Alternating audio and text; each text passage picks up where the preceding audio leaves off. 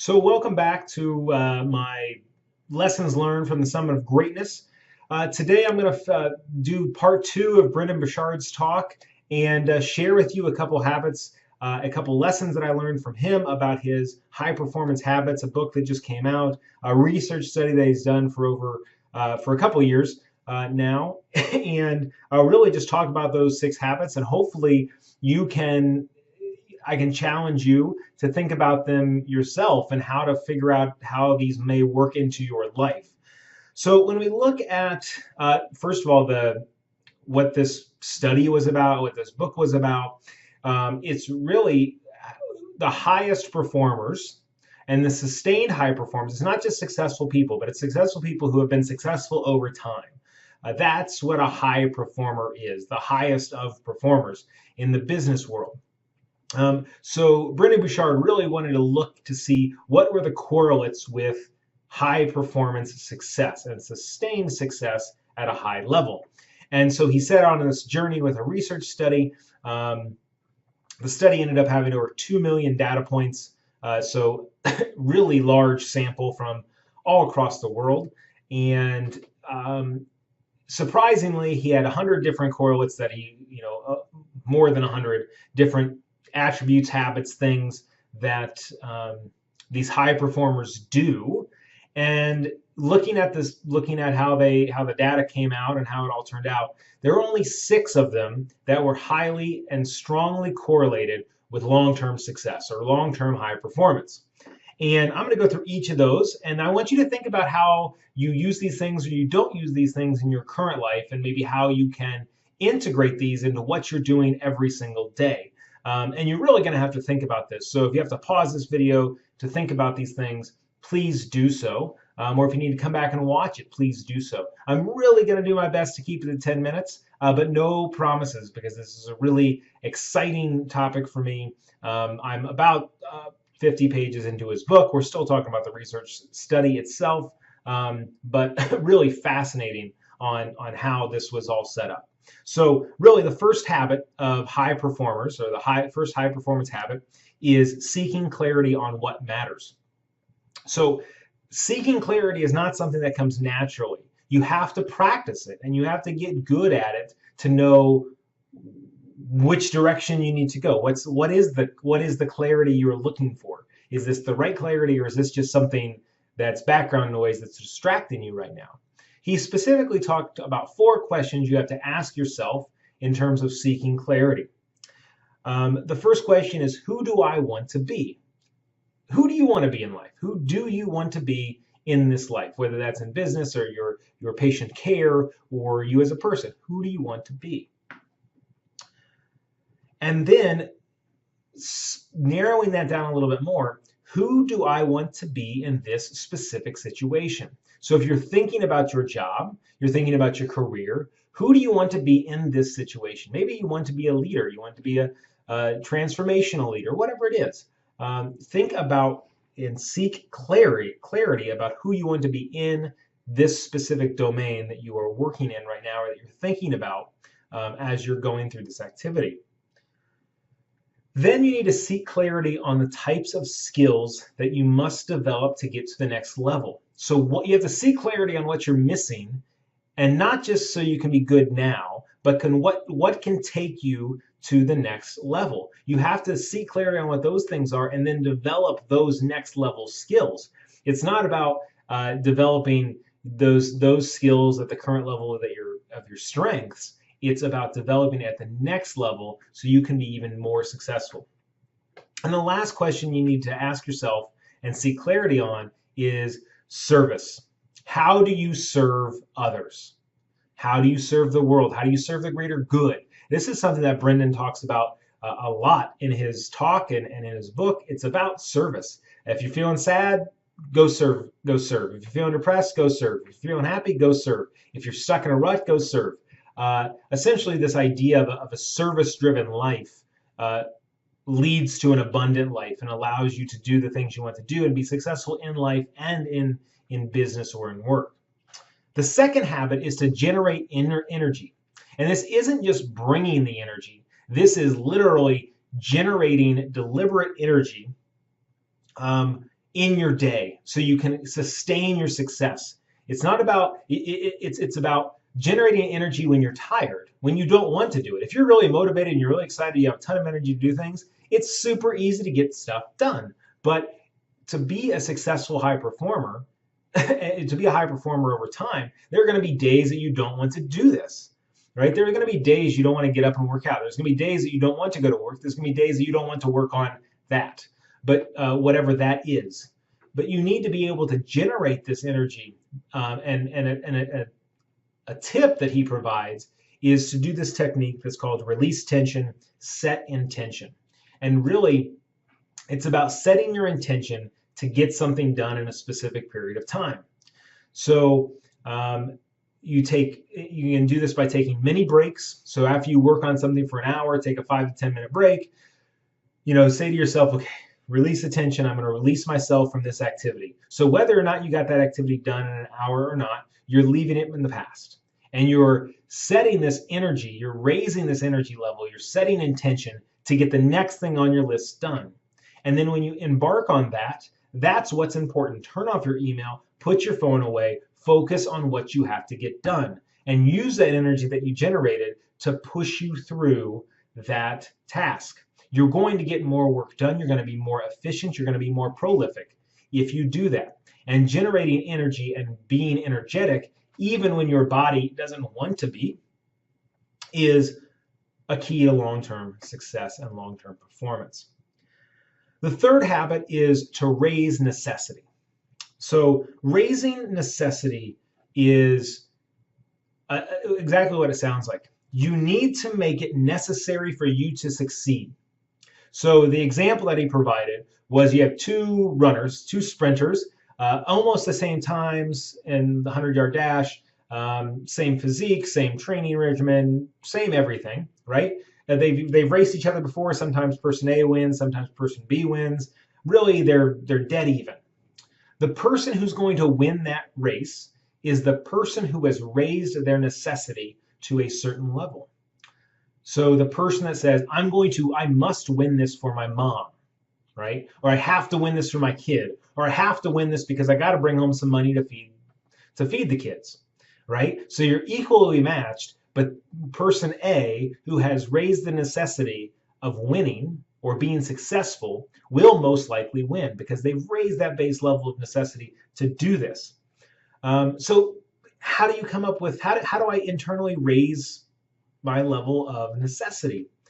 You can do something as simple as telling yourself that this is my time.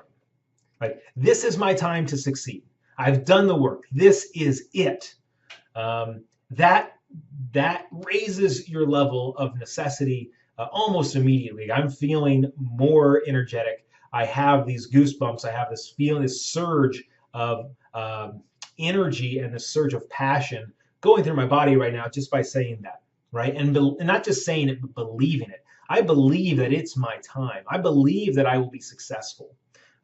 And raising your necessity. You may have something that you need to be successful for. I must be successful to get a job. I must be successful to bring home this paycheck, whatever it is. The fourth habit is to increase your PQO. And PQO stands for prolific quality output. So the things that matter to you, right? I've started to use this technique, and if anyone in the DAT program has looked at my schedule, I've essentially have 3 categories now: PQO, non-PQO, and personal development. PQO has to take up 60% of my workday, which means if I work 10 hours a day, 6 hours has to be output that matters to me, whether that's making this video or teaching a class or conducting research or writing, whatever that is. 60% of my day has to be categorized as PQO. Meetings, committee work, things that are not important to me are non-PQO. And I'm limiting my time in that area to no more than 40%. But I like to have about 10 to 20% of personal development in my day, in my work day, so I can continue to grow in the areas I have. So what that leaves is about 20 to 25% of my time is non-PQO. And what that does, it allows you to give your all. So when you generate energy and you're setting intention, what that does is it allows you to give your all to those things that are important to you. You're not draining your energy. You're not draining the energy you have. You're not draining the energy that you've created by doing things that are not quality output. And they're not outcomes that you care about. They're not outcomes that are going to drive you forward. They're not outcomes that are going to help you drive your goal or meet your goals. So you need to eliminate those things, right? And it's really, and the hard part about that is you have to clean house. You have to narrow down what's important because everyone wants to say everything's important. So now your whole day is filled up with PQO, and now you have all these other necessary things like meetings and whatever interactions that start to fill in that you feel like you don't have control over, and you can't limit those. And then what happens is those 2 or 3 or 4 or 10 things in the day drain your energy and don't allow you to get what you want to get done. And that's really the trick of habit number 4 is how do you make a decision to clean house with 2 good things, right? It's easy if you have a bad thing and a good thing, you're going to choose the good thing. But if you have 2 things that are good, that are meaningful to you, which one's most meaningful to you? And the reason why that is, and understanding why that's more meaningful to you than the other, because you're going to have to if you're a high performer, if you're an achiever like you already are, you're probably going to have to let something you're already good at go. If you want to be really successful in some area. Habit number 5 is to develop influence. To be successful, to be a high performer, you have to develop influence of your product. You have to develop influence on what you do. If you think back to your mentors or role models, Brendon's study says that each of your mentors or your role models exhibit at least one of these 3 habits or one of these 3 characteristics. But the best ones probably have all 3. And those things are, they taught you how to think. So think about a mentor or a role model or someone, and they taught you how to think. They pushed you to think in a certain way, in a way to solve problems, to overcome challenges. The second thing they probably did was they challenged you. So they pushed you beyond where you were at. Sometimes this may have been controversial. Most likely it was uncomfortable. But when you looked backwards, you realized how far you came. But they challenged you in your growth. They didn't just say, yeah, just keep going. They challenged you every step of the way to push you to go further. And finally, they role modeled the behavior that they want you to exhibit. So they were role models by physically doing what they preached, right? And that's really how you develop influence. So if you want to develop influence over people, right, you want to role model the behavior you want to see, you want to challenge the people to grow, and then also you want to teach people how to think, right? You have to develop influence in order to be successful. And the last thing is the last habit number 6, is you have to demonstrate courage. You have to do things that make you uncomfortable. You have to do things that are scary. And you have to not freeze when things get scary or things get hard. What Brendon shared was a story, and I won't go into it, but essentially the moral of the story is you have to listen through your fear. Because if you want to grow, you're going to do things that are uncomfortable, that are outside your comfort zone, that don't make you feel good, and you have to listen to everything else outside of your body to understand and to be courageous. Don't listen to your internal thoughts. Because there could be someone giving you a tremendous lesson, but if you're so afraid of what's going to happen next and you don't listen through your fear, you're going to miss the key points that could take you from high achiever to the next level that you may have never even dreamed of. And when you're in that point, when you're demonstrating courage, right, you're probably going to be struggling. You can't demonstrate courage when everything's great, right? Courage requires fear. Courage requires something probably not going well. Courage requires some dilemma, whether it's an ethical dilemma or a work dilemma, a personal dilemma. There is a dilemma that must occur. That's a prerequisite to courage. You can't be courageous about doing something that's not scary. You can't be courageous about eating breakfast if it's the same breakfast you've always eaten for 20 years of your life. There's nothing courageous about that. Courage cannot exist in a moment like that. Courage only exists in a moment of conflict, a moment of dilemma, a moment of challenge.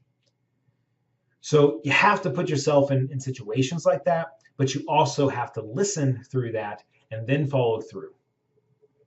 So I know I went over it and I got through them as fast as I could, as quickly as I could. I hope you really enjoyed these. And if you did, follow Brendon on social media. Check out his book. If you are around, you're welcome to borrow it from me once I finish reading it. Really fascinating stuff. I've got some more on the way later on, but thank you so much. And if you have questions, let me know. If you enjoyed this, please be sure to share it, and we will talk soon.